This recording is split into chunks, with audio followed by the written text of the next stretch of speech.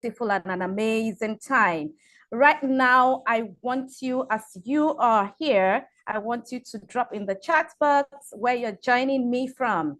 My name is Ebunlomo Fowowe, and I am reaching you from Lagos, Nigeria. So it is good evening from me here. So let me know where you're joining me from. Good evening, good afternoon, and good morning, wherever it is you're joining me from. Let me see in the chat box, where are you joining me from? Thank you, Oluwafumilola. Thank you so much. Yeah, Sophia said, happy to be here. Simi is joining in from South Africa. Thank you, Simi from South Africa. Thank you, Oluwafumilola from Namibia.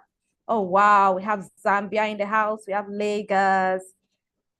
We have Botswana. We have Abuja. Thank you, guys. Thank you so much. Thank you so much. And thank you for always joining us on our calls. Now, I want to ask you a question, and it is just a this or that question. So you tell me which one do you like? So cats or dogs? Which one do you like? Cats or dogs? Dogs. Okay. Somebody said cats. Oh, wow.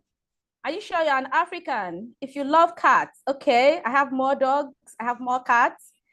Good, good, good, good. So where I come from, if you say you like cats, we will suspect you. How many of you know that? How many of you know that? If you say you like cats, we will suspect you. All right, all right. Dogs, cats.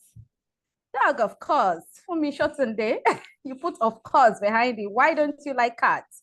I love cats, even though I don't like touching them. Okay, the other one, Instagram or Twitter? Which one? Instagram or Twitter? Let me know the bullies. And you know what I mean when I say the bullies. Okay, Instagram. Who said Twitter? Tesha. Oh, now we know the bullies in the house. If you like Twitter, then you know. I'm sure this is becoming interesting, isn't it? Yeah, Instagram, we can see the social ones. Who are the bullies? Who are the bullies? Twitter or Instagram?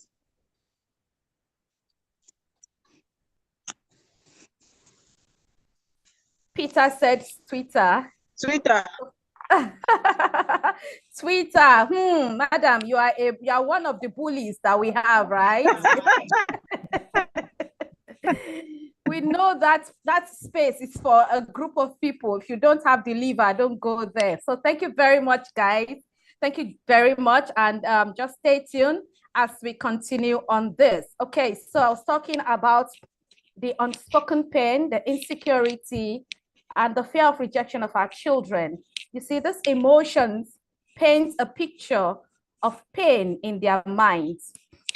And this pain collides, it makes their innocence collides with the divorce of their parents.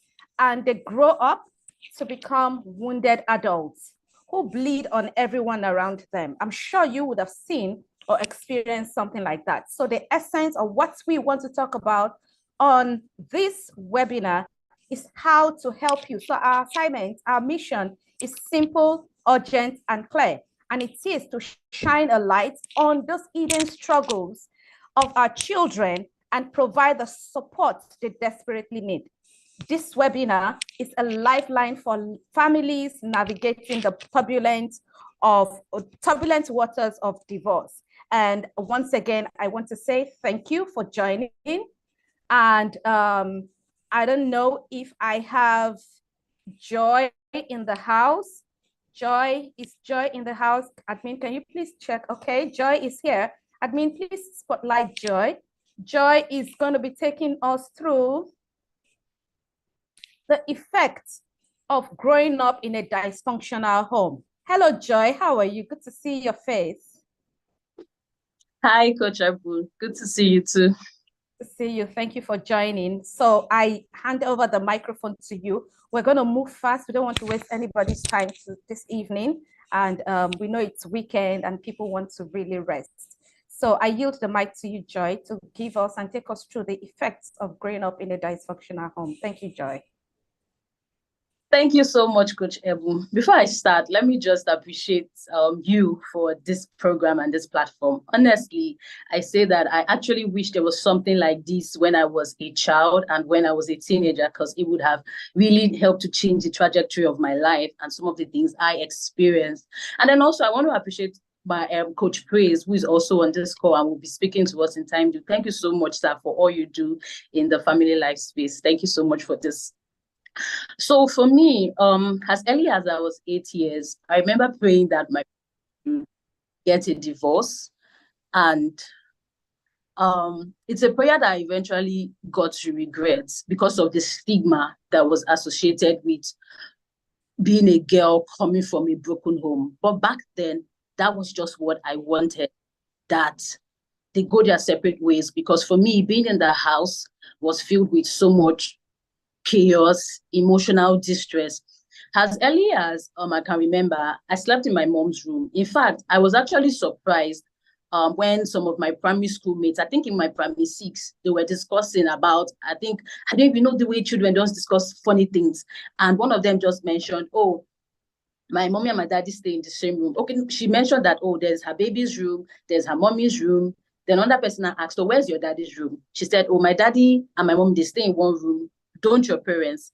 And I was surprised because for me, I've always slept in my mom's room. And then sleeping in my mom's room, I had absorbed a lot of her sadness, a lot of, the pain of the things that she was going through at home. Now, my dad was not violent towards my mom, but it was a lot of, emotional stress that she experienced. And so for me as a child and as a teenager, I kept on putting two and two together. I kept on putting meanings, reading their different emotions. In fact, there were three major ways that just being in that environment affected me. One of it was it deeply affected my identity. It affected my ability to form strong relationships. I remember being in school and finding it very difficult to make friends because I felt that somehow people were going to judge me. And working with teenagers too, I've realized that it's also a fear that I see amongst the teenagers that I work with.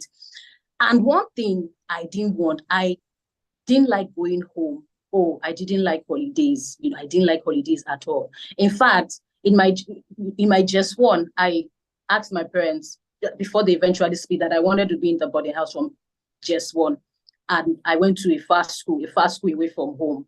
Then the thought of just coming home was always depressing and all that. The second way that, being in that home affected me, it affected my ability to form strong relationship with people.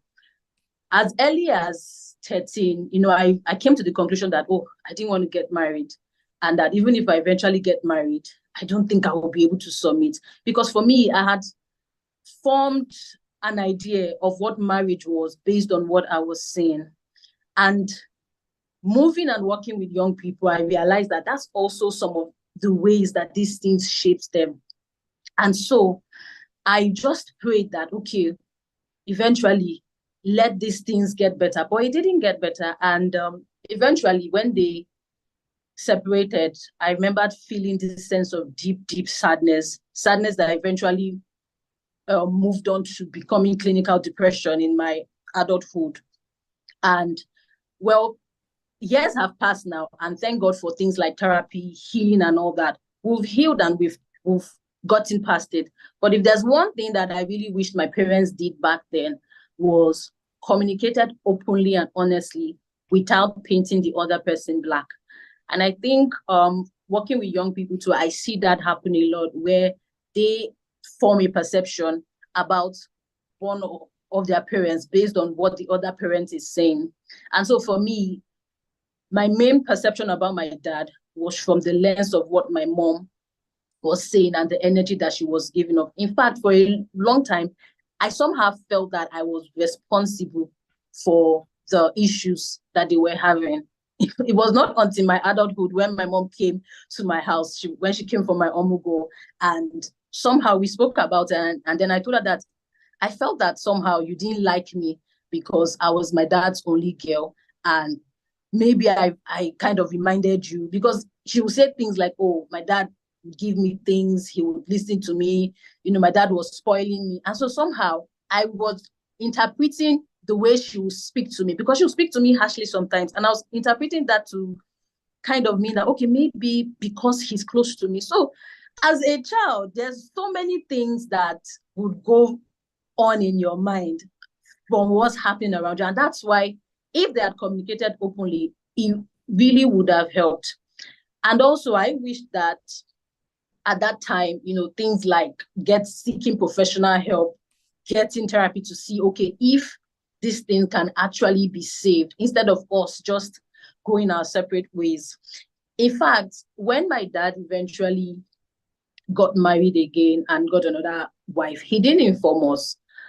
I was the one that moved with him to his new house. And what he said to me was, oh, out of the blues, he just told me one day we're in the car going somewhere. And then he said to me, oh, I'm bringing your younger sister to the house. And I was confused because there was no soft landing for me. There was no proper preparation for what to expect. So I'm really thankful for this particular program. And I trust that the things that we would get from it would help the other children and teenagers moving forward. Because really, when these things are not properly explained and when children and teenagers are not supported, they go on forming their own perception. And this perception can really be detrimental to their identity and their future endeavors. So thank you so much, Coach, once again for this platform.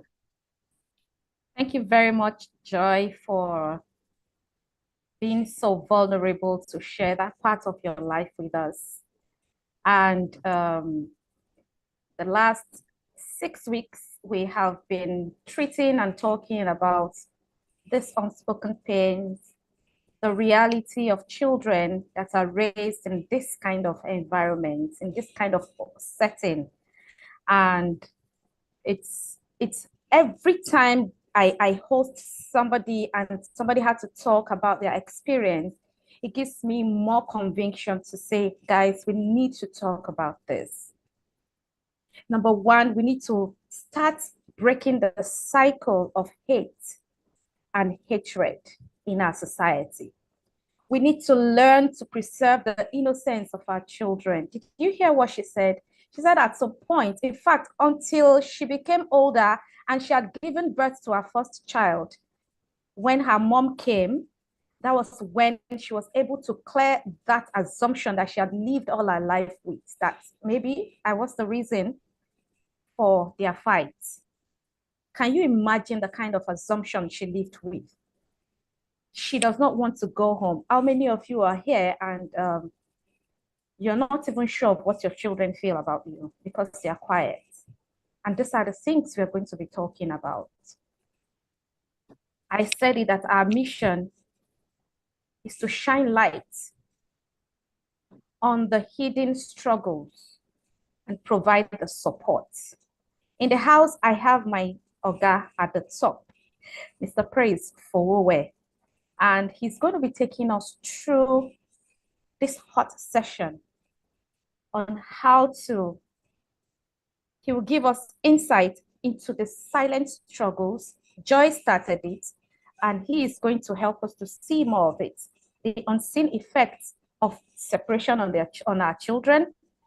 He will help us to gain deeper understanding on the emotional challenges that children face during their parents' divorce. And we're going to learn how to recognize and address some of these emotions effectively, and how to foster resilience and emotional well-being in our children. And he's going to also be talking about the actionable strategies to support our children to navigate this journey. Ladies and gentlemen in the house, if you are still in this house, please let me see in the chat box, I am ready. Are you ready? Let me see, ready, ready, ready, ready, ready, ready. I have Mr. Praise joining me from Texas, the United States of America. Thank you so much, PF. Always, always exciting to have you in our midst. People are ready to have you. And we really can't wait to hear you. I yield the mic to you, Pierre. Thank you once again for joining. Thank you very much, Ebolomo. I appreciate all the amazing work you do in the Sunshine Hub. I'm looking back from here. This is like my third session today, and I feel very tired. But I still have one more session to go after now. But it's something I'm excited about because I'm looking at how we started Sunshine Hub. I remember the conversation and the back and forth and how we had to kickstart. I'm an expert at pushing people into doing what they don't want to do, right? But I'll push you till you get it done. And I'm looking back right now, and I'm looking at the community, how far it's grown and how much you've done. And I want to say thank you very much for all that you do and every effort you are putting and your team to ensure that this community is, it becomes something great.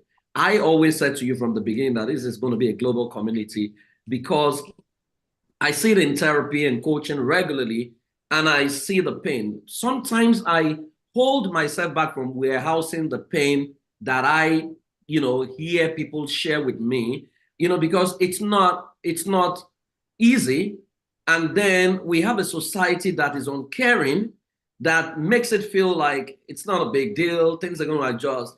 As a matter of fact, the two people getting involved in a divorce are not aware of the effect and the impact it's going to have on their children. And over the years, I've worked with a number of people, in co-parenting, and I know exactly what I go through. I mean, some co-parenting session, first 5 sessions is fight from start to finish, fight. They do their 1 hour, then they come again next week. They fight again. Then until they're able to settle down and begin to, allow reason prevail. So I want to congratulate all of you who are here, people from Kenya, and I'm glad that now we have all our African brothers and sisters joining us. People from Zambia, people from Cameroon, Botswana, Malawi. Thank you very much. It's one Africa, Ubuntu, right? We have because you are, and that's what we've always believed. We believe that everyone that is a Black person is my brother, is my sister, and I want to believe that we're going to have a great time. I have a short time to share with us, and I'm just going to put on my slides, and I will share what I have, right? We're looking at the effects of conflict on children from the dissolved marriage, the effects of conflict on children in the dissolution of a marriage. Now, at the end of this short session, you would have gained clarity about the impact of divorce on children. I'll talk about the 4 major effects of divorce on children and 5 steps to raising wholesome children in the midst of the pain. Now, the most difficult word a child, or the most difficult question a child can ask is, Mommy, why does Daddy have to leave us? Or, Daddy, why does Mommy have to leave? It's about the most difficult and most traumatizing question any child can ask. Because imagine the child, or picture the child seeing pictures all his life of Daddy, Mommy in the sitting room, coming home to meet Daddy, Mommy, Daddy, Mommy going to church, going to mosque together. The child seeing Daddy, Mommy show up for open day PTA meetings. Then one day, Daddy and Mommy becomes a nightmare to themselves. Now, we might think that it's a separation or divorce that is happening there, but there is a lot of death happening in the child. Love dies in the child. Trust dies in the child. A lot of things dies in the child. And to cap it off, we don't have a system where we take children who go through divorce through a grief process, because we don't classify it as a grief. We think that grief is when someone dies, but divorce is the death of a marriage. And so the people involved themselves don't process it. The children don't process it. And so whilst the adults can take care of themselves, we never think about the children. There was something that happened in Nigeria many years ago where a mother came on social media and was telling the child, this child should be less than 5 years old, was telling the child, say it to the mind, my father is a useless man. My father is a wicked man. And I'm looking at that and I'm wondering, this one, people are getting away with this kind of thing in Africa. If you do that in the US, the child is withdrawn from you. I have a case at hand. One of my mentees from Africa, Nigerian, married to a Cameroonian, beat a child, and social people just came in and they picked the child. Right now, they don't have access to the child. And so they're running helter-skelter, going for from lawyers to judges, and looking for how to get a child back. Because one of the things we need to understand generally as a people is that we naturally don't have respect for children, right? Because we think we are their parents, so we think they can adjust. We always think that, oh, if your father is not available, your mother is not available, I can take care of you.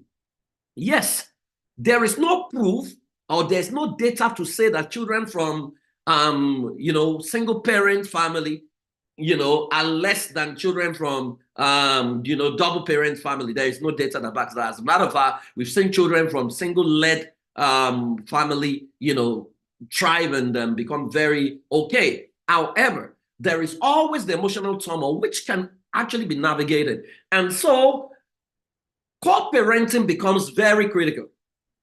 Unfortunately, the process of co-parenting is not also something that we follow. I mean, I literally built a co-parenting model during COVID, and I started coaching people on co-parenting because many people do not know that co-parenting is the process of creating a team-based responsibility towards the mutual goal of getting a child to become the best version of himself after a divorce or separation. That there are two movies that you are acting in. The first movie is a broken marriage. The second movie is co-parenting. Now, the role you play in the two movies are different. In divorce, you can play the role of an angry wife, an angry husband, a traumatized husband, a traumatized wife. In co-parenting, you can't bring that role in because you're going to damage a child.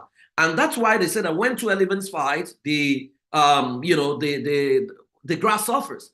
And so we do not know what it even means for a child to testify against his father or mother in the law court, in the process. And that is why when people don't settle matters amicably, I mean, when it degenerates into a free-for-all where the child becomes a trophy that we have to win and we get into championship, we will promote enmity that will breed a lot of trauma.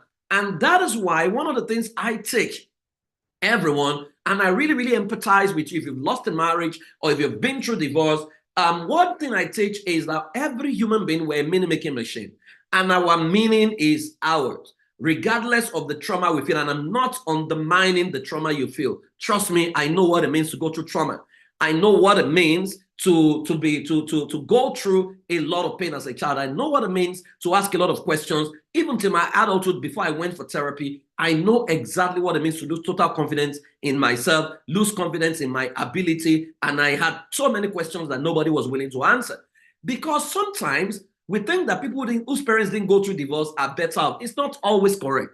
You can be in a two-parent, daddy, mommy-led family, and you are more traumatized. You know what it means for you to drop a plate, and what you're going to hear is somebody shouting, Olori Buruku, or go better for you, or something like that, right? Some of us went through those kind of things. So we need to know that co-parenting is a process, and it's the star of the co-parenting situation is not the parent, it's not the father or the mother. The star of the occasion is the child. And so if we do not handle the child with care, for us to first of all agree on what we're going to say to the child, rather than us saying our different version of what has happened. I mean, there's no big deal about two couples saying that they don't want to marry themselves anymore, right? But we need to consider when a child is involved to say, what are we going to say to the child? Because the moment trouble starts, when a child hears different versions from both people, right? And so you are leaving a child with a burden that is too much for his tender mind. And there are so many effects that can begin to occur. I mean, I've handled situations where a parent separated, the child started stealing, right? And they started beating the child. Oh, this child is supposed to be a child of God. But they don't know that the child is reacting to a trauma that has not been processed.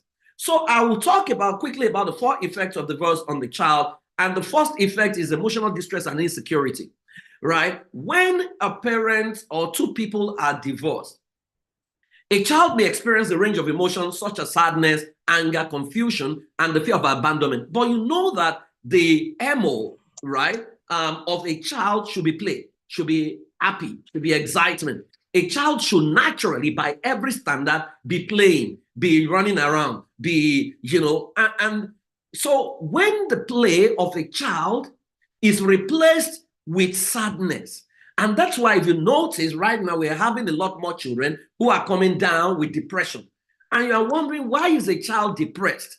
Right? Because the child should be in the football field playing around, joking and whatever. But when trauma had been passed from parents to child, right, you begin to see a child carry the burden of sadness, carry the burden of anger, confusion, and fear of abandonment. As a matter of fact, a lot of adults who went through divorce in their parent, when we run their attachment assessment, you could literally see that abandonment there.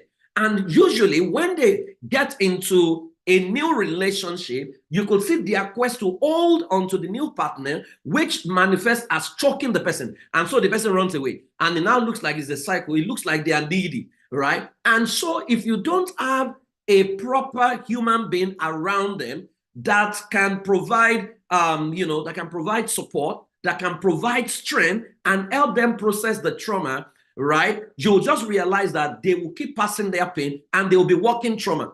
I mean, Coach Ebon is here, and I remember when I first met Ebon, I almost ran away from her, right? Because she had just gone through divorce, and she would talk to me sometimes, and it would be as if they carry block to beat me, But I understood that she needed to let that out, because if she can find healing, then she can bring healing to many people. So if an adult is like that, you can imagine a child who is not able to express or externalize their emotion. So children might worry about being left alone or having to choose between parents. So imagine the emotional distress of watching mommy and daddy, then one day daddy has gone with another woman.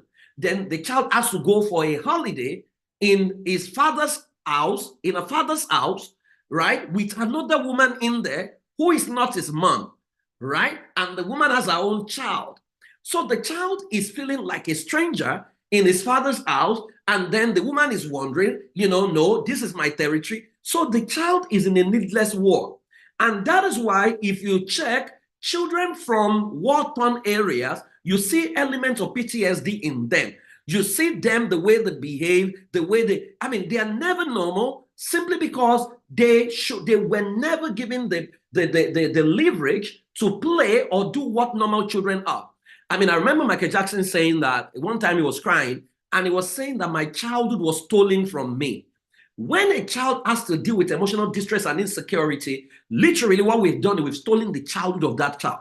So the child can grow to become an adult, successful adult, but then there's a child who is upset with the adult he has become, and you can find that imbalance in certain behaviors that we now crucify the adult for and say, this guy is a bad adult. We can't understand the trauma that child has gone through. Number two is academic and behavioral challenge. Children who have been through the trauma of divorce or separation, they deal with the stress and instability caused by divorce, which can lead to difficulty in school, such as declining grades, or lack of interest in academic activities. Behavioral issues might also arise, including acting out, aggression, withdrawal from social interaction, right? There was a child that they were going to suspend from his school, and they said the child is always touching his private part, but nobody knew that that's the child's coping mechanism, because daddy had just left home, right? I see children who still at school, and the school wants to suspend because they are not aware that that's the child's way of responding to the trauma of daddy separating from mommy. A child comes to school and is absent-minded because daddy just slapped mommy, and it was the child separating. If I'm dealing with an adult, I'm running sessions for an adult who is in his 40s, close to 50, and yet had not gone beyond when he used to separate fight from his father and his mother, right? And so you can find children who are struggling with academic and behavioral challenge. What is usually our response? Sometimes our response is to beat the child further and to remind the child, your useless father is no longer here. I am slaving. I am doing all I can. I am getting you to the best school. The least you can do for me is to respond. Excuse me, trauma does not recognize the English you are speaking in there, right? Because the child really, really wants to make you proud, but the capacity to make you proud is no longer there, because there are so many voices voices. We call those voices pathological critic that keeps running, auto-suggestion running inside the child. The child is asking questions, and there are voices saying, you are not good enough. It's because of you, your parents separated. Before you were born, they were in love. Now that you were born, all kinds of things that the child cannot, speak out about. And number 3 is difficulty with relationships. And this is very, very, very key. Trust issues and fear of commitment can stem from witnessing the breakdown of their parents' marriage. This may affect their ability to form and maintain healthy relationships in the future. I worked with a couple where the wife accused the husband of being stingy, that he never spends money on her, and she was, it was a case of that was tending towards divorce. By the time we did a root cause analysis, I found out that that guy was a guy whose mother left his father for a richer man at the age of 8. Now, the mother ran away with the richer man. And every day, once they had morning devotion, the father would say to him in Yoruba, for those of you who are not Nigerians or entry period, he would say, "Owo, don't spend money on women. That all a woman knows is money." He said that every day for 10 years of his life, right? And so naturally, every time a woman gets close to him, he just shut down because the trauma of his mother had not left him. So you can see how an innocent lady who knew nothing about that trauma is going to suffer the consequence of that separation. So we had to take him through a healing process, right? I've had situations where another guy was accused of cheating, and by the time we checked, he had to do with trauma from his childhood. So a lot of people, especially if the divorce was induced by father cheating or mother cheating, you realize that their trust is breached, because the first source of love for a child is daddy and mommy. And when the first sources of love for the child have already shown the child hate and pain and trauma, then the child really, really has nothing to believe anymore, right? And so some of the children will quickly plug into God, they plug into religion, and then they go to the extra mile of, worshiping God and serving God. But that pain is still there. They just numb it. They have not confronted them. That takes me to the fourth, which is the impact on self-esteem and identity. See, I worked with over 300 commercial sex workers between 1999 and 2004, over 300 that I took out of brothels. And out of the over 300, about 75% of them are from dysfunctional families and from families where divorce happens. I used to think that people were doing prostitution because of poverty until I started working with them, because those girls had to sleep with 11 men every day to break even. Their bed space was like 900 naira, which is like less than $1,000, less than $1, right? $1 is wow, right? Less than $1, kind of, right? And so I began to ask myself, why would a human being spread the laps for this number of men? Then I realized that many of them are manifesting learned helplessness. So by engaging them further to get to know them more, I realized that their pain, in fact, there was one who said to me, he said, "Praise, my father left my mom, and both of them are well-to-do, but I think they're selfish." He said, "I'm their love child, and I've chosen to disgrace them." He said, "Every time I'm sleeping with my client, I am telling them who my father is, right, so that I can bring shame to him." So I had to help her understand that it's not about your father, it's about you, right? And so esteem and identity. When your identity has been stolen or you no longer exist, you will be open to all kinds of vices. So children might internalize the divorce and question their self-worth and identity. And that's why you see some of them, they become susceptible to abusive relationships where they plug into the next man or next lady who seems that they promised heaven. Even if the person is wicked, they will get in anything that takes them away and makes them experience a semblance of love. They plug into it. They may feel they are to blame for the separation or believe they could have done something to prevent it. And that is why you cannot keep quiet or try to undo certain things by yourself. You need to get your children to process the trauma, to process the pain, to get professionals to help them process whatever it is they are going through. The question I always ask, whenever I see separation and I see divorce, and sometimes it's inevitable, But when it comes to co-parenting, I'm asking, how much do you love your children? There's what we call part integration in therapy. Now, and in part integration, what part integration shows is that both this father and mother who are fighting, they actually want the same thing. Both of them want the best interest of the child, but how they want it is where the problem is. Mommy wants herself to show the child that I'm the one that loves you the most. I sacrifice for you. Daddy wants to show that, I'm the one who loves you the most because I'm dropping the money. However, we have cases of irresponsible ones who don't even want to be associated. They just want to wait till wedding day so that they can wear, African kente and come and show up that I am the father of the occasion. Those are scam donors. Those are not the people we're talking about. So you might want to ask, what are the tips to help your children overcome trauma and become wholesome? Now, there is a limit to what we can do in here, right? There's a limit. And I'm aware that the Sunshine Hub has a plan to engage the children for like 6 weeks, taking them through all kinds of trauma therapy and classes that can help them process the pain. Now, the number one thing you need to do as a parent, you need to provide stability and reassurance. Very, very key. You need to maintain routine as much as possible to give children a sense of normalcy. Reassure them that they are loved and the divorce is not their fault. A child needs to know. And so sometimes you might want to create a chart and let the child paint the emotion that they feel. I mean, I did that for a child, and the child painted a picture. What the child drew was a car, right? Was a car pulling was a hearse pulling a cart. Then the cart pulled away from the hearse, and the hearse kept 2 horses, right? Kept running forward, and they left the cart behind. When I asked the child to explain that to me, he said the 2 horses were daddy and mommy. He said, daddy and mommy failed us in love and they left us hanging. Now you can see what a 9-year-old child was processing in his mind, because the child literally feels abandoned. So they need to know it's not their fault. Reinforce the idea that both parents will continue to be a part of their lives despite the changes. And I love the way many of the white people have done these things. In fact, they have gone through classes on how to situate and how to communicate this to their children without anger.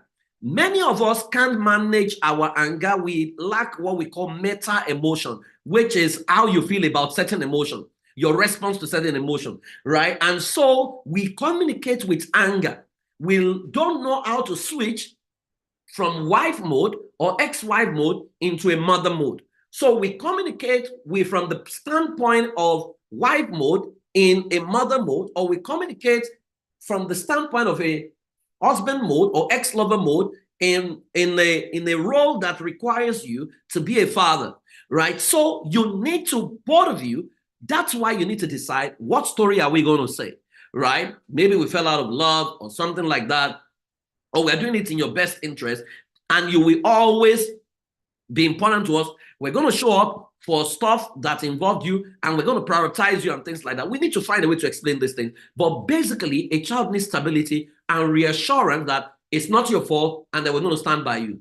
Number 2, you need to encourage open communication. Very, very key. Now, you need to understand that not every child can openly communicate. So you might want to create a means where they can draw. Some of you can go back home, for example, and ask your child, every time they think about the separation, what do they feel? What emotions do they feel? And you need to let them be honest. They might feel anger, they might feel loneliness, they might feel pain. Let them create a safe space for your children to express their feelings and concern. It has nothing to do with you. So don't always try to be nice and think that you have all it takes to meet their emotional needs. Right? Helping them to process it is like 60% of the job. You need to listen actively and validate the emotion. Don't be dismissive and say, or what we normally do in Africa, don't worry, Holy Ghost has covered you. Holy Ghost has not covered that emotion. Emotions are meant to be expressed. That's why it's called emotion, right? It's an emotion. So you cannot use spirituality to mask what people need to discuss. That's why we say you cannot pray yourself out of what you behaved yourself into. If it's a behavioral problem, it requires a behavioral solution. Give unto Caesar what is Caesar. Give unto emotion what is emotion. So don't just tell the child, don't worry, you don't need to say anything. I understand how you feel. No, you don't understand how the child feels.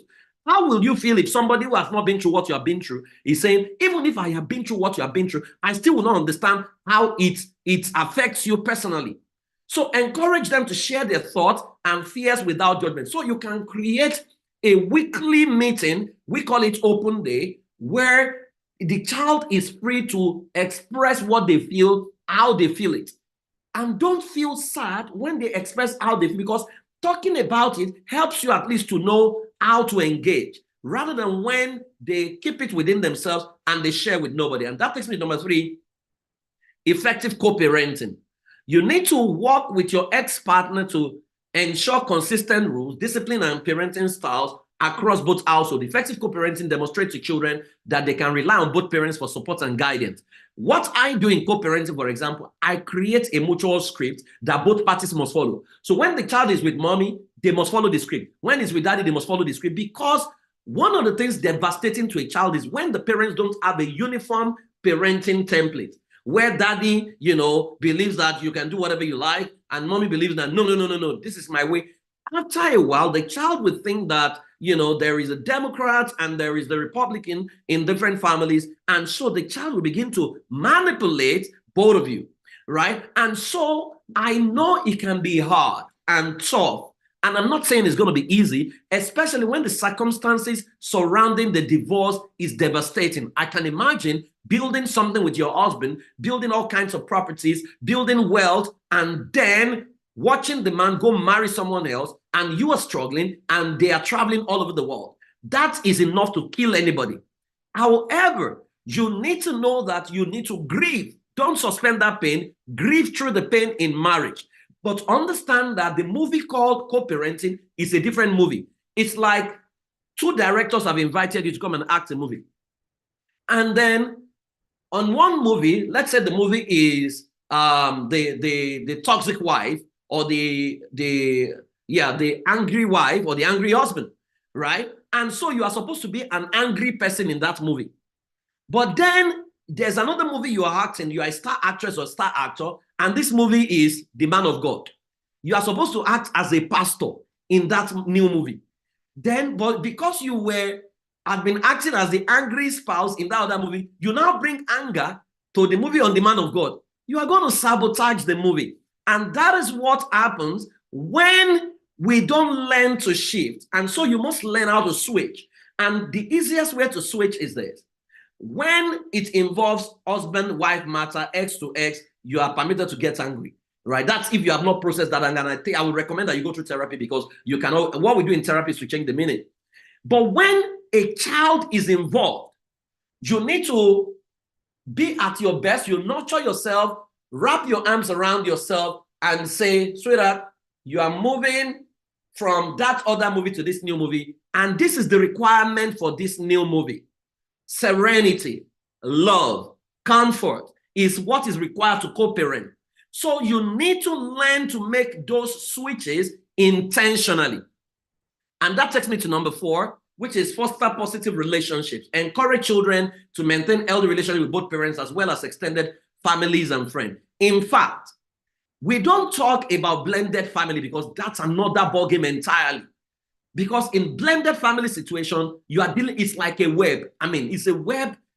When I'm doing the blended family, it's very tough because you are dealing with husband, wife, husband's family, wife's family, husband's friend, wife's friend, friends to friends, well-wishers, social media in-laws, you are dealing with all kinds of people, right? And I don't know how celebrities who fight dirty on social media feel about their children who read what they are throwing on social media, right? And so, because that can traumatize a child further, imagine your child gets to school and a friend wants to turn to your father, your child, and say, can you imagine? That's the way your parents are disgracing themselves on social media. That can kill, a child can literally commit suicide based on that. So encourage children to maintain a healthy relation with both parents as well as extended family and friends. So you need to design that rule of engagement, right? And that's where we get children to create, parents to create the child's user's manual. To say everyone that is going to be interacting with your child, these are the facts they need to know about your child. This is who this child is. This is the perceptual code for this child. This is how this child gets angry, and this is what you not need to do when the child gets angry. So positive relationship can provide emotional support and stability, helping the children to feel secured and loved. What you don't want to compromise is love. You know, in the rules of parenting in this age and time, what I always say is that, you know, you must never allow the outside system to outlove your child for you.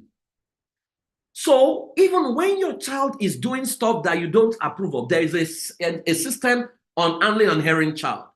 You don't let your anger be your response to your child. If your anger is a response, then that is trauma that you are sending in the direction of. There are groomers online who are telling your child, you know, we love you here. You can become anything you can become here. As a matter of fact, you can even change your gender here. We just accept you and blah, blah, blah, blah, blah.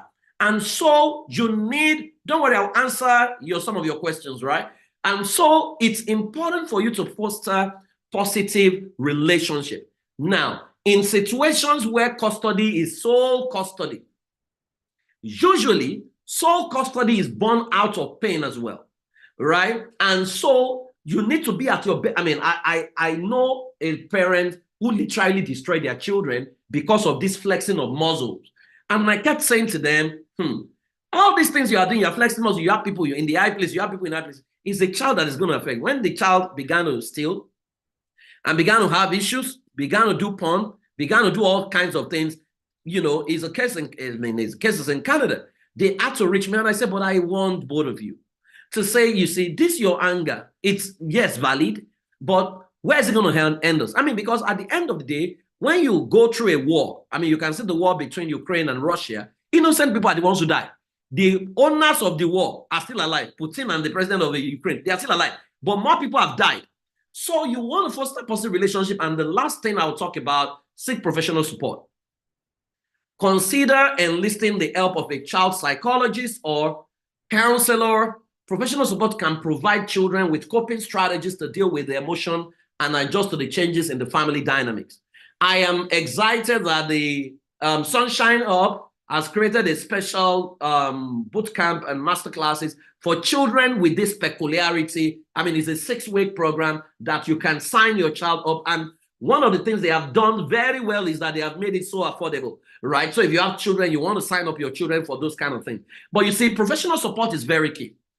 I grew up with trauma. By the time I was in my 30s, every time it was 8 p.m., I became traumatized. All right, I just became petrified and afraid. And so I didn't know what was going on until I went for therapy. And one of the things, that's where I will always respect professionals. And part of what they discovered was that I never processed my pain. I, defy it, right? Or I avoid it. I never, ever process it, right? And so they asked me, I remember my therapist asked me, when was the last time you cried? I couldn't remember the last time I cried. I thought it was faithless to cry. My father died, I didn't cry. People were saying, oh, he's a strong man. No, I was diverting. I never processed anything. As she said, when last did you cry?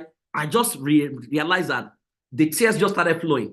I'd lost too many people that I did not process, right? And I realized that the primary source of my trauma was from childhood, age 7. My sisters would take me for deliverance meeting in SU. And during the SU deliverance, they will say that anytime they cast out a demon, the demon will enter the person who is less spiritual, right? And I was a young person, I was the youngest in the meeting. So if they cast out a demon, and the demon is called Shakosha, on my way home, I will assume that the demon has entered me. So I'll be running. I was being a mess up. I was being messed up, and I didn't know. So you want to seek professional support. See, going to see a professional or bringing in a therapist is something we must normalize in Africa. We don't have the skill set across many African countries, but we must now understand that we must be our brother's keeper. We must share, the community together and share information that can help one another. Our homegrown solution, because again, even the ones we're taking from abroad, we need to domesticate it because they don't understand the peculiarity of African children, right? They don't even understand our peculiarity, right? But it's peculiar to us, and we need to create those solutions. Now, let me tidy this up by asking again, how much do you love your children? Or let me ask you, based on how you have responded to the trauma of your divorce or heartbreak, do you think your behavior has demonstrated love for the best interest of your child? And I want you to be very honest on the chat box. It's a yes or no. Do you think your behavior has demonstrated, love for the best interest of your child, or you think that, you've not done enough, right? And I need you to respond, and I need your response in the chat box. It's a yes and no, based on how you've handled things so far. Do you think your children are traumatized? Okay, I love that people are saying yes. Some are saying no, no, no, no, yes, right? Okay, this is fantastic. Yeah, you've been overwhelmed. And that's why we always need our community, right? So that we can help us process some of these things. Please keep them coming. Okay, so let me just tidy up by sharing with you that co-parenting is taking responsibility for a future solution, where that future solution is your child. Co-parenting is not a restoration of love relationships. If it leads to restoration of love relationship, to God be the glory. But that is not the real thing. It's taking responsibility for a future, which is the child that, in fact, what I say to people is that there is nothing called, at the grand scheme of processing, there is nothing called divorce, except a child is not involved. As long as you have a child that binds the two of you together, you will always interact. You will always interface. You will always have to do things together for the rest of your life. So while the court can say marriage is null and void, you are still going to be seeing each other, right? And that's why someone says that divorce is like that the death of a spouse is better than divorce, because in the death of a spouse, you don't see them anymore. But divorce is you see the ghost every time, everywhere you go, every time you turn, right? And so it's the true test of our love. Co-parenting is the true test of our love for the child. Co-parenting is a system aimed at protecting the best interests of a child by two responsible adults. Now, where irresponsibility is confirmed in one of them, it becomes single parenting. So you need to understand that, because there are people who are just spend donors, they don't want to have anything to do, and so let them go. Maybe they've run with another woman, japa with another woman, or japa with another man, right? But it is a system. Co-parenting is a system aimed at protecting the best interest of a child by two responsible. I mean, I see the way they do it here in America, and I'm amazed. I mean, I was still saying today that I was talking to one of my clients, and she said to me, "Oh, Praise, I need to call my husband's new wife to go attend open day for my child and babysit my child for me."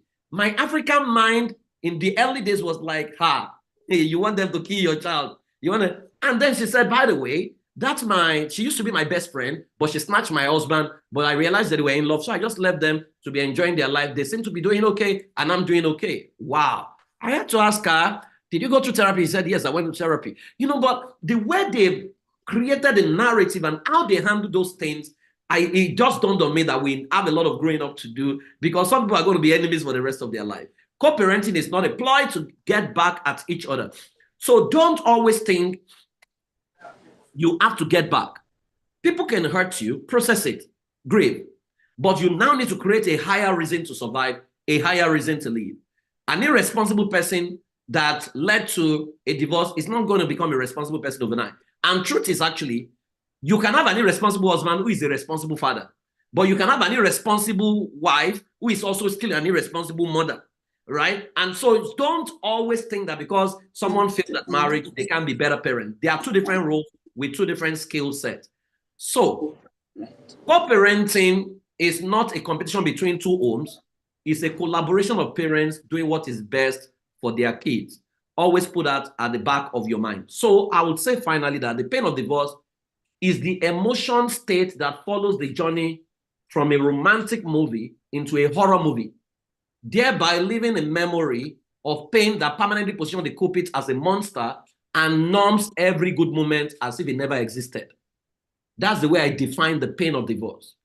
Is the emotional state that follows the journey from a romantic movie into a horror movie, thereby leaving a memory of pain that permanently positions the culprit as a monster and numbs every good moment as if it never existed.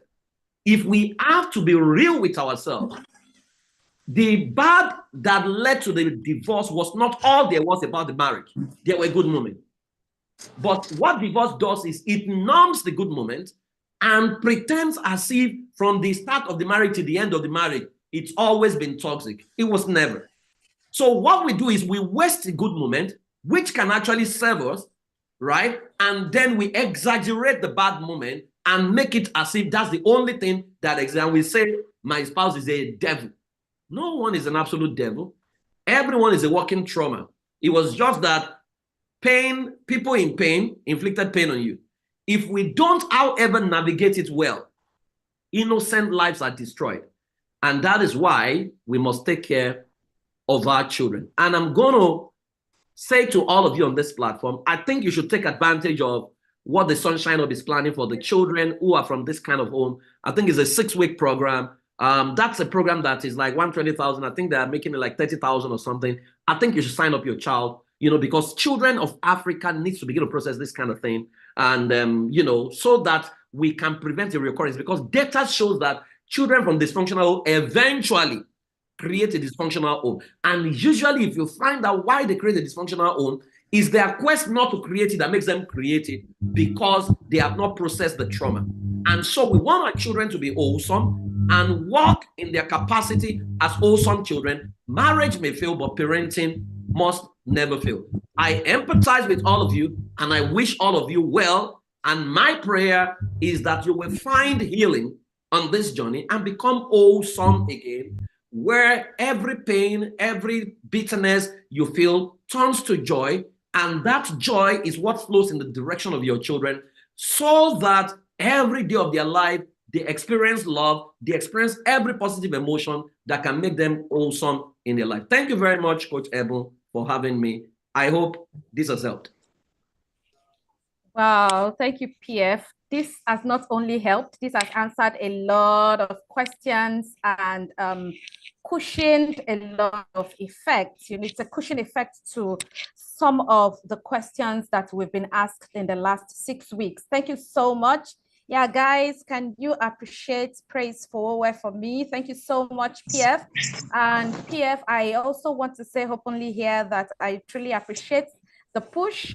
I appreciate all that you did and the support to run the Sunshine Hub. It's been a very beautiful journey with the community, and a lot is happening in the community. Thank you very much, and thank you for always being ready to come to our aid every time we call you. We want to move to the question session now. If you have questions, please drop it in the chat box. I have some already. Please, how do you handle a situation where the other parent is not willing to be part of the children's lives? You try to carry them along and even send pictures and all, and they're still not interested. Okay. Don't worry. Some people are asking, we need more of this. Yeah, we have a community, actually, Sunshine Hub. I'm sure Coach Ebel is going to tell you about it. We have a community for people like you where we talk about every, right? So you want to join that community. So I mentioned this question. I think I responded to it already when I said the moment one person is irresponsible, it becomes single parenting. It's no longer co-parenting, right? And so you need to understand that God does not need what you do not have to make you into what he needs to make you into. So if the father figure is absent or the mother figure is not willing to be part of it, find a male figure who can serve as a father for that child. It can be your uncle, it can be your brother, it can be someone the child just calls daddy, right? If you don't find, just assume that responsibility and raise your child. The child is going to be well, right? And so, but you need to explain, you need to make, an explanation, positive explanation to the child. Don't let the child feel rejected or that maybe it's not good enough or blah, blah, blah. Let the child know that people can take decisions that promote their best interest, and it has nothing to do with you. In fact, it's an opportunity to teach the child some of the realities of life, right? And you go ahead and do what you need to do. Let's hope that I have a kid sister, like, she literally grew up with us. My sister's daughter, that the father didn't want to have anything to do with her. But she made the first class out of school. I mean, led a master's class. She's practicing in the UK right now and doing what she's even married right now with 2 children. You know, so I have seen enough to know that, hey, you with God and with the support that you have around you can actually produce an incredible child. Yeah. Thank you, PF. One of the things we also say or we talk about in the Sunshine Hub is that we should not magnify the negative part of it. Continue with what you are doing. The truth of the matter is the other person who is not responsive is also going through a lot of challenges, you know, and so eventually the person will come around, but it also depends on how you handle it. What decisions are you making?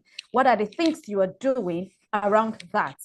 Believe it, the other person will always come around. Thank you very much, PF. The second question I have here says, how do one deal with a situation where the other party is denied access to the children? Okay, when the other party is denied access, I would like to know what was the verdict of the court, right? Because ideally the court should grant joint custody, and if it's sole custody, what was responsible for that sole custody?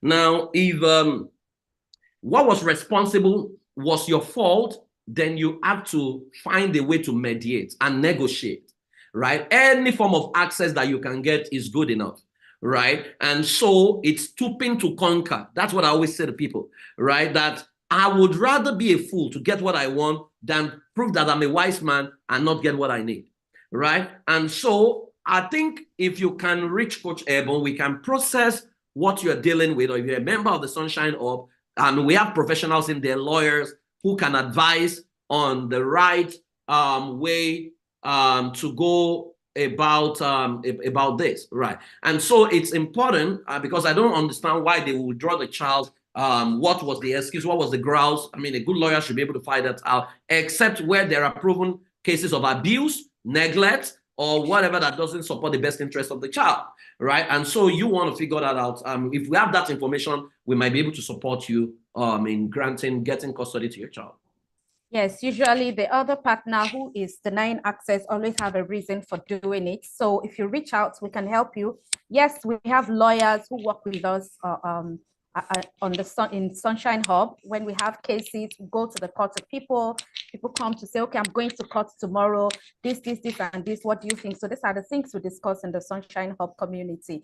I have another question here. How do you navigate introducing a new relationship to the children, a prospective marital relationship at that? So again, it has to do with how old the children are. We need to know how old they are. You know, so if your children are a bit older, they will even be the ones to say, Mom, when are you going to start dating or something? I mean, you should have that conversation with them. I have seen that happen again and again. If the children are younger, right, then you need to prepare them. So it won't start with you're introducing a relationship to them. It will start as friendship. So you have a friend who comes to visit you. You know, the friend is introduced as a friend, right? And then they start having a relationship. Children taken to a nice person almost immediately, right? Depending, that's why I need the age of the children to be able to advise you on what to do. But I would recommend that you work with a professional, please. It's not something and you need to be sure, don't introduce someone as someone you want to get married to when you are not sure it's going to, the marriage is going to head to the altar. The worst thing you can do for your child is to introduce this person and next week the person has gone. Then you introduce another person and the person has gone. You are creating a pattern in the psyche of the child. And so when the child begins to manifest multiple partners in the teenage years, it's because a pattern has been established and you don't want that. So it's always important for you to be sure before you bring someone into the life, because if a child takes in to someone, so see, for example, let's say their father left you, then you bring in another person and they're taking into that person and the person runs away. You are entrenching. You don't see it as divorce. You see it as a broken relationship. The children are seeing it as another divorce has happened, right? And so it reinforces rejection to say we might be the reason why people are running away, and you don't want that. So you want to be discreet about your dating, and once you are sure that, okay, and in fact, I would recommend have a lot of friends, right? I mean, you are single again, so have friends, right? Have friends. Don't, because it's a psychological thing where someone used to be married and is now single. There is the toga and the wiring and the aura of a married person still hanging on you. No, you need to consciously shift that energy back to, I am single. I am not an ex-married woman. I am now a single woman with a child from a previous marriage. It takes a lot to consciously shift that energy, or else you just realize that people will just be coming and they're not going to stay because, again, they see you in a particular, and there's a way people have been through divorce, carry themselves, right? And maybe subsequently we'll need to have some master classes to deal with some of these things, right? All this thinking that nobody will marry me with that is not true. No man or woman can resist a valuable product. It's how you carry yourself. Don't let the problem of the entire world. You are a babe, get back into the market. You are a guy, get back in. Let people know that, hey, you're good enough. But I always say, go through grief therapy to process the pain so that you don't do a rebound relationship where you bring the pain from a previous marriage into another marriage. That's what I leave it to ascertain. Yeah. Thank you very much, PF. I was going to say that too, that so part of the things we do is to say, before anything, you need to heal. You need to go through therapy to walk you out of your former relationship, the beliefs, the pains attached to it and all. And so through therapy, and you will see, even you will know when you're ready to go into another relationship. There's another question here, PF. Is that what to do when the co-parenting is frustrating your efforts for peaceful collaboration? For example, denies you calling access when the children are with him. You keep the children out of the story, and it takes advantage of that to sell a narrative to them. Well, what you want to do, don't do co-parenting by yourself. Get in a professional.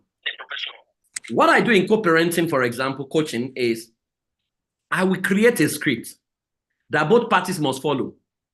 And we'll begin to review how they follow that script, because in that situation, the guy is not aware, or the whoever, maybe a lady, is not aware that the star of co-parenting is the child, not both of you, right? The main cast in the movie is the child, and everything must be done in the best interest of the child, right? And so, for example, the module 1 in co-parenting is understanding parenting. Module 2 is moving from pain to power. So when couples have not gone through moving from pain to power, then they do parts integration, things like this will begin to happen. So basically, what you are saying to me is that you have not gone through a purposely structured co-parenting session. So I would recommend that you find a way to go through that with the person. Yes, putting systems and structure into place in co-parenting helps a lot. Everybody gets to define the boundaries. What are we going to be discussing? What are we talking about? And see, when you co-parent in a healthy way, you won't even feel it. You won't even need to call when the children are with the other person. You don't need it. The person is the father or the mother. So just allow them, as long as the time for the other person to return the children, when it is time for the person to return the children, the other person does that. It should not bother you. It's still the father, you know, PF already said that. The other person is the father, the other person is the mother.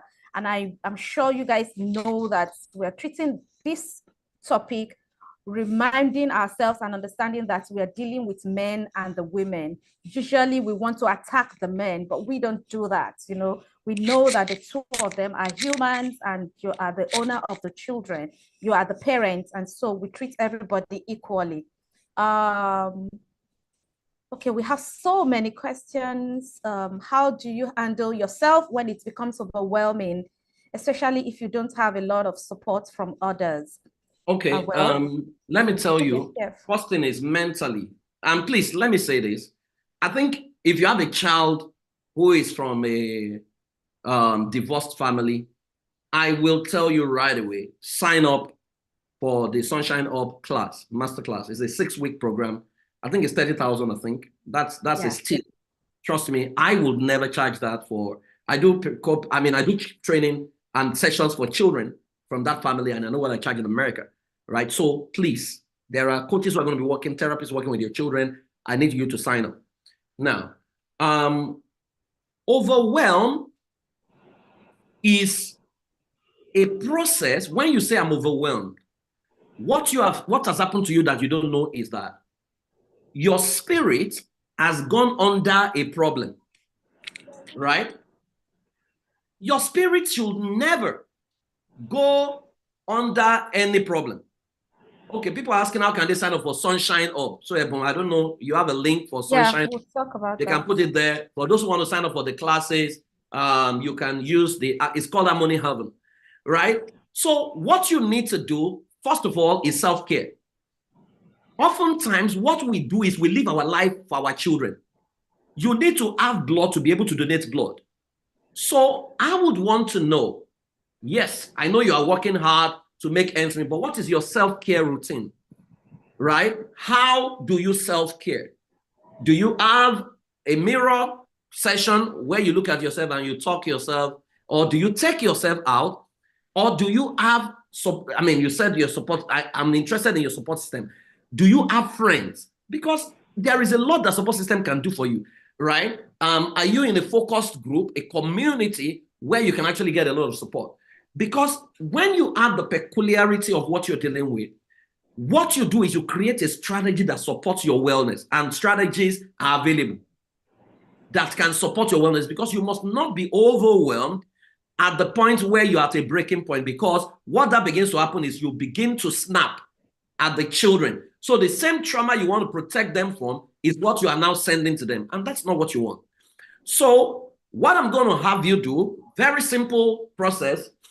When you get home, right, I want you to either use Canva or use PowerPoint, or you can even use your sheet of paper, right? I want you to circle the center and write my power spot. Now, I want you to now use different pencils and pens and whatever to think of every good thing that has happened to you, every good moment in your life, every successes you have recorded, including things as mundane as the first time you had ice cream, the first time you flew, the first time you drove, the first time you had a kiss. Write all these things around my power spot, right? Then get your room into a dark mode, right? And if you have done it on PowerPoint, display it on your screen and play your favorite jazz music, right? Then pick each item and let your mind take you back to when those events happen, right? See what you saw, feel what you felt, hear what you heard about each of those items. If you do that, what happens to you is dopamine secretion, right? Dopamine is a feel-good hormone, right? So once you do that, you will get off that activity energized, right? And so that is one of the simplest things you can do for yourself. But then I'll be interested in checking your routines and rituals. Do you exercise? What do you do for leisure? Do you do movie time? Do you invite people? I mean, there's a whole lot that you can do, right? But self-care routine is very, very key. Thank you very much, PF. The question I have here has been responded to, and that is to say, how do you help the children deal with hurt, particularly grown-up children who have formed their own negative conclusions against the discerning parents? Okay, so I have dropped the number there. Yeah. If the child is older than the age that will sign up for the Harmony Heaven class, then you can reach out to us. Otherwise, Harmony Heaven class is for ages between 10 and 16 years old. And there we're going to deal with all this.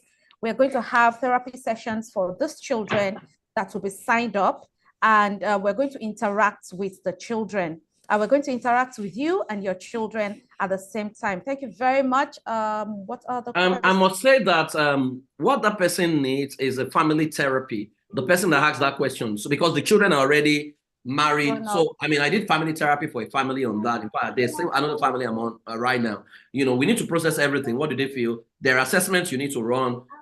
Then you need to take them through a proper healing, you know, where everyone can be on the same page. I'm in class.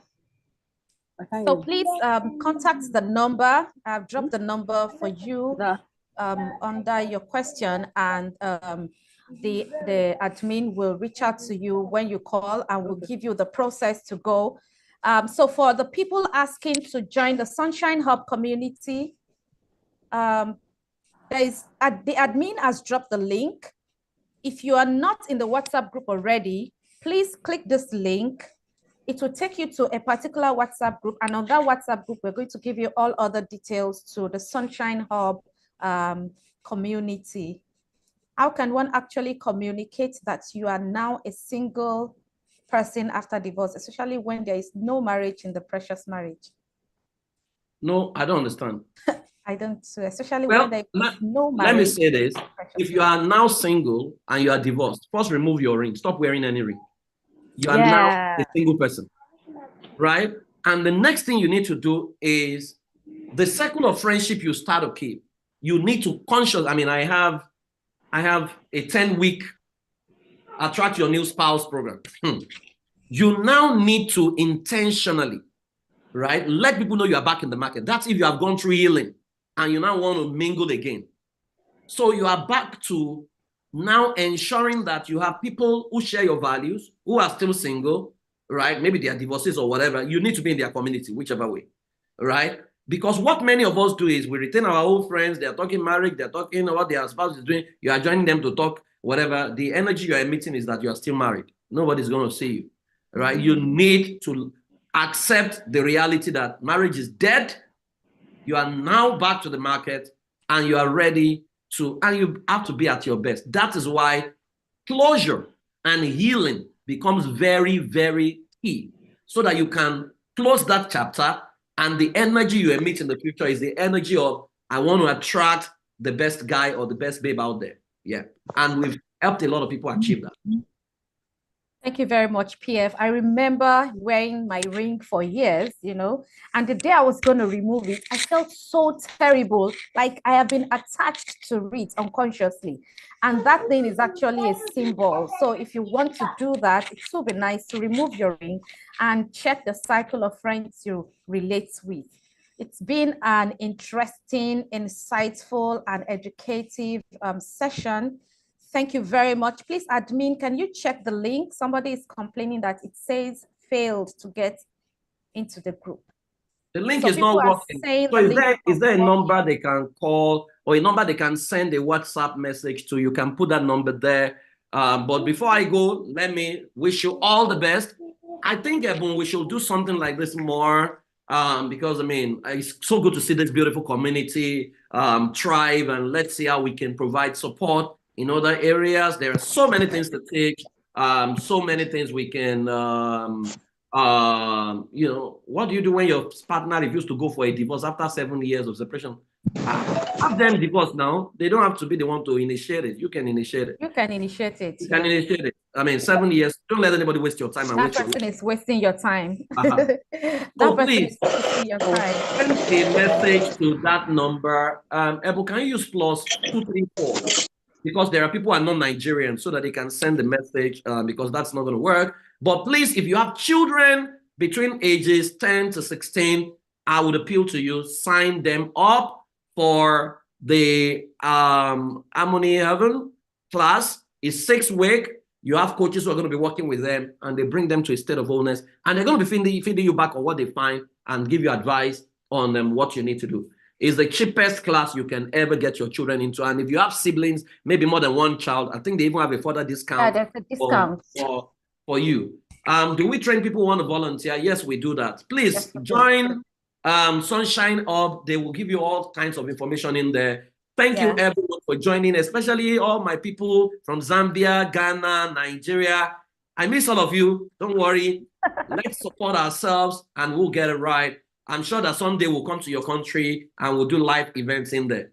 Thank you, Ebon, for inviting me once again. Thank you, PF. Thank you very much, PF. Nice having you, and have a beautiful rest of the day. So guys, for the Sunshine Hub is a community where we have about 99 men and women.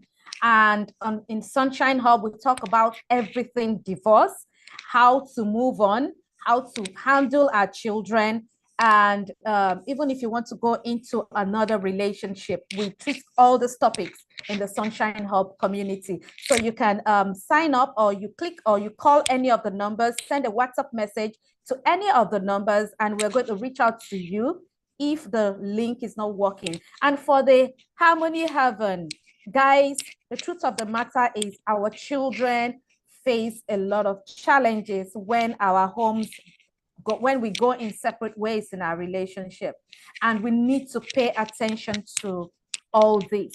We have a lot of children who are now adults and are having issues. You know what they call it? They say it's generational curse. When a child that is raised in a broken marriage get married, and that child's marriage is also breaking. Oh, we Africans, we know, we tag it and we say it's generational curse. But the truth of the matter is, it's a lack of information. It's not understanding how to handle matters. I recently had a client who, I had to tell her that, see, you don't understand the dynamics of a marriage. As in, you don't understand the dynamics of husband and wife. That's why you are having issues with your husband. And she just, it was like a light bulb moment for her. And she was like, oh, really? Yes, because raising a child alone means you are not even exposing the child is not exposed to the husband and wife thing. So a lot of information is missing along the line. So please, let's sign up for our children to the Harmony Heaven. We're going to help them treat and touch their emotions, how they feel and all. And we're going to take them through the sessions. We have 6 weeks to do this. And we have trained coaches. We have amazing people who have been trained to run the curriculum with these children. This is the best gift you can give to yourself this year. And this will prevent you from the pain of the future. I hope you understand what I'm saying. It will prevent you of the pain of the future. By the time your children, if your children are not yet teenagers, if they are not yet 15, 16, or they are still acting and making you feel good as if nothing is happening, by the time they are 18 and they go to the university, that's when you start hearing it. I have had different clients. I have interacted with different children, and I know what this means. Towards end of last year, we always say guys don't come out to talk. And we have guys came on social media, came on the television to discuss their divorce, to say, oh yes, I was divorced, oh this happened, and all and all. And one came out bad because eventually the guy's son was also granted an interview. Do you know what that guy is going through now? That innocent boy who came out. Did you see the troll? People said a lot of terrible things about this boy. And I felt, why will these people expose this boy? This is not good. So we need to learn to protect our children. Even in the family, watch what people say around them. Watch where you take them to. I remember I have to change my church because in my church, they were already treating my daughter. She was just 7, for crying out loud. They were already treating her somehow. They were already saying things and she was already hearing things. I had to move. I had to change my church for my daughter. You see, there are some decisions we need to make, very important decisions we need to make.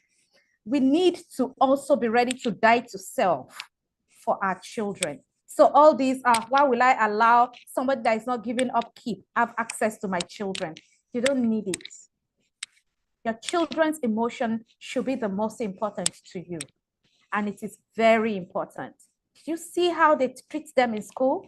They call them bullies because their emotions start, when there's pressure, there's an outburst of emotion. And these are the things those children go to. I worked in a school for 16 years and I see it. I have also worked with children in this category and I know what it means. And this is the reason why we felt there's a need to start addressing this. Already divorced people is like an elephant in the room that people don't talk about. People don't even the church that joined you will not even listen to. They will not even look at you. That is when they will even say you are not fit to climb the altar. Why are they treating us this way? But there's a need for us to start coming out, to say we are also humans. We also have a life. And this is why we do it. We need to heal. When you heal, you'll be okay. We're going to be dropping different information on the WhatsApp group where you are. Please look at the phone numbers. If you have not been able to, if that link is still not working, please look at the phone number that the admin dropped. either of the two, reach out via WhatsApp and we'll add you to the group, and then we drop the information about the Sunshine Hub. We are also, for the parents, we're also looking forward to having a therapy and group therapy and healing session, and all this information will be presented to you in the WhatsApp group. Thank you very much, everyone, for joining. Please remember to sign up your children for the Harmony Heaven. You heard what Joy said. Joy is a good example. I have had about 6 people come on IG Live to share their story. And so it is almost the same pattern, even though the experiences are different, but it is the same pattern. And Pierre has even highlighted some of those things, putting them into different categories. The self-esteem issue, the academic issue, the physical appearance issue, you know, and all those neglects and all. Please, let's pay attention to ourselves and pay attention to our children. If I can do it, I bet it you can. You can have a beautiful life, even as a divorced person. I have been divorced for 12 years, and right now, the kind of peace I enjoy, I can't even describe it. You know, when they say the peace that passes all human understanding, that is what I enjoy now. And it is because I sought for help. I became very intentional. I said it on the IG Live one of those days that I remember when I was getting divorced, looking at everybody around me that had divorced. I didn't like their life, angry looking, sad looking people around me. And I just told myself, no, this is not the life I want for myself. And I chose to do it differently. You can also decide to do it differently. We have people doing it differently, and their life is beautiful. We can always talk about divorce without feeling any iota of pain. It is just the end of a particular aspect of our life, and you can create another reality for yourself. Thank you, everyone, for joining. So if you think this session, this webinar is a very impactful and educative one for you, let me see in the chat box. And if you need to talk, please see the phone numbers there. Yes, so how is this webinar for you? Oh, thank you, Sophia. Thank you. Thank you, Olotsu. Nogi, did I get that right? I needed to join because I'm a teacher. Oh, thank you so much. Thank you so much. I'm sure you will have different people, so you can reach out so that we can also take you through the training if you want to, and we can talk about how to take it to another level with you. Thank you, Olotsu. Thank you so much for being passionate about the children. I am a teacher in a public school, and 90% of the learners are from a broken home. Can you beat that? Can you beat that? Right? Just reach out to me and let's talk about this. It's not something we can talk about online here, because you need to get trained so that you know how to help those children. You need to get trained so that you can know how to help those children. Thank you very much, everyone. And with this, we come to the end of this meeting. Is Joy still here? Thank you, Joy, for being vulnerable with us. Is Joy still in the house? Yes, thank you, ma'am. PF. Thank you, Joy. Please, I want to see your face. I want to see your face. Joy is one of the professionals that will be working with the children. She has gone through it. She understands it. She's one of the coaches that will be working with the children. We're going to administer psychological tests. We're going to take them through therapy if they need it. And we're going to, because we don't want the parents to sabotage whatever it is, we're going to be investing into those children. And so we're going to be having sessions for the children. So you want to join the WhatsApp community so that you can have the information as they are ready. Thank you very much, everyone. The masterclass starts in April, the first week in April. If you sign up, you will get to have all the necessary information. This masterclass is 30,000 Naira, and there's a 10% discount for siblings. That means if you have more than one child, we have a discount of 10%. Of 30,000 Naira for you. Thank you very much. Feels good to know divorces divorces are human. Aren't you a human? Pierre said it. I'm beautiful. I'm bold. I'm smart. That divorce has not reduced anything about me. No. Maybe I went through the pain, the grief process, the grief period, but now that I've gotten my groove back, I am whole again. and I'm ready to live my life. Remember that girl that wanted to get a 2-1 in the university, that will always want to be in on honor roll. Don't let divorce steal that identity from you. Don't allow it. You can still be that person. You can still be that person. Thank you very much, Olabisi Olateru. Please reach out to us so that we can take you through the process on how to help these children. Thank you very much for being passionate about this. Okay. So just reach out to any of the numbers. If you need to reach me directly, they will give you my number. And my number is one of those numbers too, the one that has 39324145. That's my number.